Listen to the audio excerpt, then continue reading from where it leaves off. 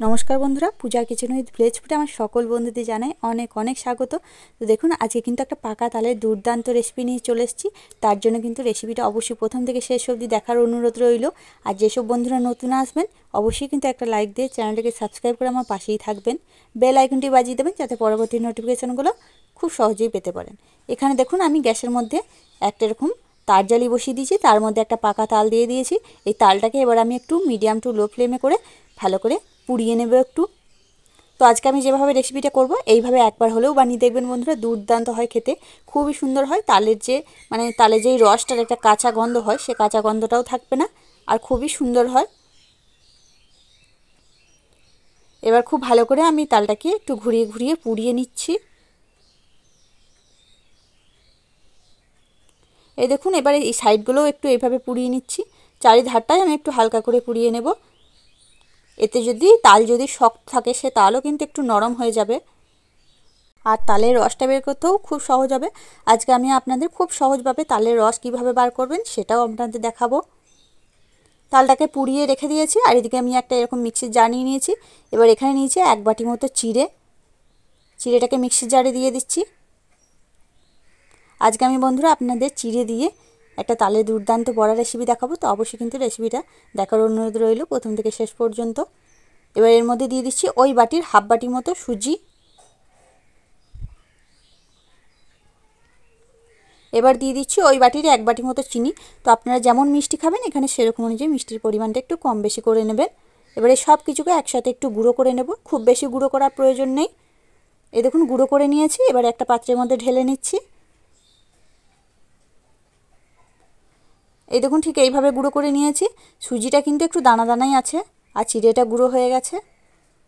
এবার যে তালটাকে পুড়িয়ে রেখেছিলাম সেই তালটাকে এবার ছাড়িয়ে নেব।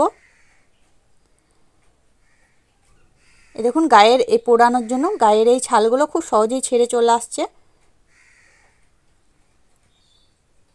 এবার এই তালের গায়ে যে এই আঁশগুলো আছে এগুলোকে ছাড়িয়ে নেব।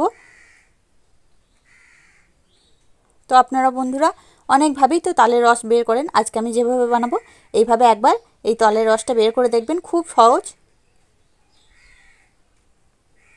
এবার আমি দেখুন তালের যে বীজগুলো আছে সেগুলো আমি বার করে নিয়েছি একটা পাত্রের মধ্যে। এর মধ্যে দিয়ে দিলাম অল্প একটু জল। এবার জল দিয়ে খুব ভালো করে এগুলোকে একটু চটকে নেব, তাহলে এটা অনেকটাই তালের এই শাঁসটা নরম হয়ে যাবে। আমি একটা তুলে রেখে দিচ্ছি আর একটা করে নিচ্ছি। অল্প অল্প করে জল দেব আর এটাকে একটু এইভাবে চটকে নেব, তাহলে যে তালের গায়ে যে রসগুলো আছে সেগুলো খুব সহজে বেরিয়ে চলে আসবে। এবার এরকম একটা দেখুন ছাঁকনি নিয়েছি, দিয়ে ছাঁকনির মধ্যে দিয়ে এইভাবে ঘুরিয়ে ঘুরিয়ে দিলে কিন্তু খুব সহজে তালের রসটা বেরিয়ে চলে আসবে। এই দেখুন আমি এইভাবে ঘুরিয়ে ঘুরিয়ে দিচ্ছি আর কত সুন্দর তালের রসগুলো বেরিয়ে আসছে। তো কোনো ঝামেলাই নেই বন্ধুরা, আপনারা কিন্তু এইভাবে বানিয়ে নিতে পারেন, খুব সহজেই হয়ে যাবে। এই দেখুন কত সহজেই বেরিয়ে চলে আসছে তালের রসটা। তো আমি এইভাবেই কিন্তু তালের রসটা বের করে নিচ্ছি। আমার কিন্তু তালের রসটা বের করা হয়ে গেছে, আমি একটা বাটির মধ্যে নিয়ে নিয়েছি। আর এদিকে যে শুকনো উপকরণটা নিয়েছিলাম তার মধ্যে দিয়ে দিলাম অল্প একটু লবণ। এবার তালের রসটা দিয়ে দিচ্ছি এর মধ্যে। প্রথমে অল্প একটু দিচ্ছি, দিয়ে এটাকে প্রথমে মেখে নিচ্ছি। এবার দিয়ে দিচ্ছি এক বাটি মতো নারকেল কোড়া, ফ্রেশ নারকেল কোড়া। তো আপনারা কিন্তু এটা দেওয়ার চেষ্টা করবেন, দিলে কিন্তু খুব ভালো লাগে খেতে। আর যদি হাতের কাছে নারকেল কোড়া না থাকে না দিলেও কিন্তু হবে। নারকেল কোড়াটা দিয়েও সব কিছু একসাথে একটু ভালো করে মেখে নেব। এটাকে যত ভালো করে মাখবেন তত সুন্দর কিন্তু এই বড়াগুলো একটু ফুলে ফুলে উঠবে, খেতে খুব ভালো হবে। ভেতরটা কিন্তু একদম জালি জালি হবে। একটু ভালো করে সময় নিয়ে মেখে নিচ্ছি। ভালো করে মেখে নিয়েছি, এবার এগুলোকে আমি ভেজে নেব। তার জন্য দেখুন গ্যাসের মধ্যে কড়াই বসিয়ে দিয়েছি, দিয়ে দিচ্ছি সাদা তেল। তেলটাকে হালকা গরম করে নিয়েছি। এবার একে একে আমি এখান থেকে নিয়ে অল্প অল্প করে নিয়ে এইভাবে বড়ার মতো করে দিয়ে দিচ্ছি। গ্যাসের ফ্লেমটা কিন্তু একদম লো টু মিডিয়াম করে দেবেন, না হলে এগুলো খুব তাড়াতাড়ি লাল হয়ে যাবে আর ভেতরটা কাঁচা থেকে যাবে, একদম ভালো হবে না। এ দেখুন দিয়ে নিয়েছি। এবার এগুলোকে এক পিঠ করে আমি উল্টে দিচ্ছি। এগুলো কিন্তু খুবই নরম হবে, খুবই সফট হবে। তো এগুলোকে কিন্তু আস্তে আস্তে একটু নাড়িয়ে দেবেন, বেশি তাড়াহুড়ো করলে এগুলো সব কেটে যাবে, ছেড়ে যাবে। এ দেখুন এগুলো আমার ভাজা হয়ে গেছে আর কত সুন্দর ফুলে ফুলে উঠেছে। দেখুন একটু লাল করে ভেজে নিয়েছি। এবার এগুলোকে তুলে নিচ্ছি। কতটা সুন্দর হয়েছে দেখুন। তো এইভাবে কিন্তু একবার চিড়ে আর সুজি দিয়ে এই তালের ফুলুরি একবার বানিয়ে দেখবেন, খুব সুন্দর হয় বন্ধুরা, খেতে একদম অন্যরকম হয়। আবারও তেলের মধ্যে আমি ওই একইভাবে দিয়ে দিচ্ছি।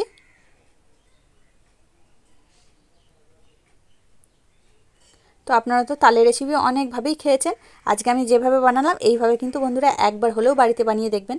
আর আমার কিন্তু অবশ্যই কমেন্টে জানাবেন যে আপনাদের রেসিপিটা কেমন হয়েছিল। আমার কিন্তু রেসিপিটা খুবই সুন্দর হয়েছিল।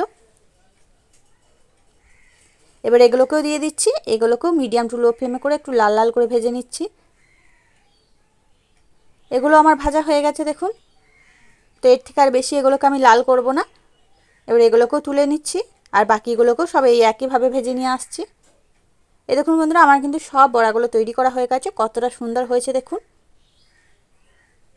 তো এইভাবে কিন্তু অবশ্যই বাড়িতে বানিয়ে দেখবেন, খুবই সফট হয় খেতে আর একদম এর স্বাদ কিন্তু অন্যরকম। আমি কিন্তু কোনো রকম চালগুড়ির ব্যবহার করিনি। তাহলে বন্ধুরা, আজকে আমার এই রেসিপিটা আপনাদের কাছে কেমন লাগলো সেটা কিন্তু অবশ্যই কমেন্টের মাধ্যমে জানিয়ে দেবেন। দেখে যদি একটু ভালো লেগে থাকে, আপনি যদি নতুন বন্ধু হয়ে থাকেন, একটা লাইক দিয়ে চ্যানেলটাকে সাবস্ক্রাইব করে আমার সাথেই থাকার অনুরোধ রইল। পরবর্তী ভিডিও নোটিফিকেশনগুলো যাতে সহজেই পেতে পারেন তার জন্য পাশে থাকা বেল আইকনটি বাজিয়ে অল অপশানটি অন করে দেবেন। তাহলে আজকের মতো এখানে, আবারও ফিরে আসছি অন্য কোনো দিন অন্য একটা রেসিপি নিয়ে। ততক্ষণ আপনারা ভালো থাকবেন, সুস্থ থাকবেন। ধন্যবাদ।